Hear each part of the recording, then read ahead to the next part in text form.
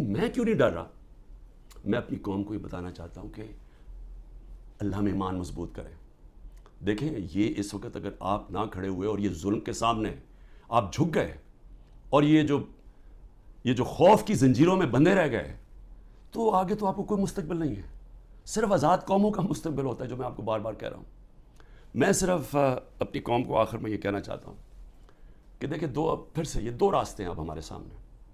ہم ایک زندہ قوم کی طرح کھڑے ہوں، ہم ایک قوم فیصلہ کرے کہ ہم نے یہ ظلم نہیں برداشت کرنا، کہ ہم ساری قوم کھڑی ہو ان لوگوں کے ساتھ جن کے گھر توڑ کے رات کو جا کے پولیس جا کے ان کے اوپر ان کا گھر لوٹتی ہے، توڑتی ہے. ان کی نہ ان کے بیوی بچے دیکھتے ہیں، نہ ان کے نوکر دیکھتے ہیں. نوکروں کو اٹھا کے لے جاتے ہیں، وہاں پختونخوا میں گاڑیاں اٹھا کے لے جاتے ہیں. یہ پولیس کر رہی ہے. تو یہ اس کے لیے میں چاہتا ہوں سارے وکیل کھڑے ہوں، جس کا بھی گھر توڑیں. اور میں اپنی ساری پارٹی کو کہہ رہا ہوں آپ سے، ہم ان کے خلاف کیس کریں، آئی جیز کے خلاف کیس کریں، جو اس علاقے کا جو بھی ڈی ایس پی جو تھانے دار ہو اس کے خلاف کیس کریں. کوئی کیس کر دیں. اگر یہ ایف آئی آر رجسٹر کرتے 22A کے اندر کیس کر دیں. وقت آئے گا، یہ میرا ایمان ہے کہ یہ ظلم کا نظام نہیں چل سکتا. ہمیں یہ برداشت نہیں کرنا چاہیے. ہم یہ قوم ظلم کے سامنے اب سر نہ جھکائیں اپنا.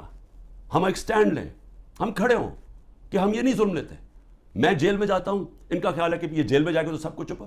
آپ کو کسی صورت گھروں میں ڈر کے بیٹھنا نہیں چاہیے.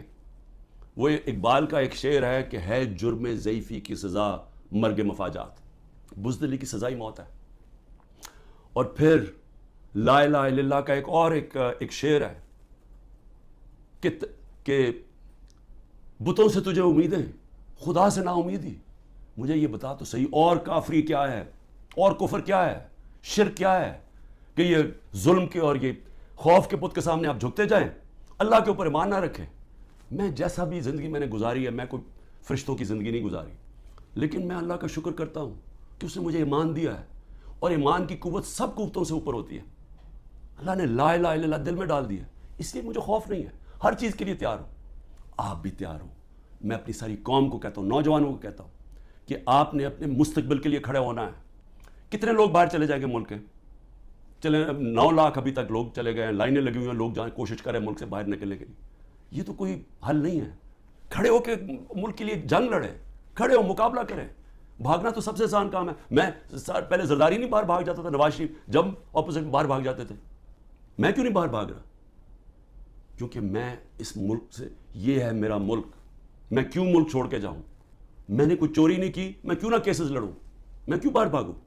اور میں وہ ان میں سے نہیں جس نے جب باہر جا کے جس نے پیسے جمع کیے ہوئے ہیں، بادشاہوں کی طرح باہر رہ رہے ہیں. مجھے تو پتہ کتنا مہنگا وہاں رہنا. رہتے کیسے؟ 400 روپے کا تو 1 پاؤنڈ ہے. کدھر سے ان کے پاس پیسے ہیں؟ یہاں کا چوری کیا ہوا پیسہ باہر. یہیں رہیں گے، یہاں لڑیں، کھڑے ہوں گے پرامن طریقے سے. ملک میں توڑ پھوڑ نہیں کریں گے، لیکن ہم یہ واضح کر دیں گے کہ ہم ہمارے محمد مصطفیٰ نبی صلی اللہ علیہ وسلم کی امت ہے. ہم لا الہ الا اللہ میں ماننے والے لوگ ہیں. اللہ جب کسی کو ایمان دیتا ہے ان کے خوف دور کر دیتا ہے. ہم خوف کی زنجیر توڑ بیٹھے ہیں اور ہم یہ ظلم کسی صورت اب قبول نہیں کریں گے.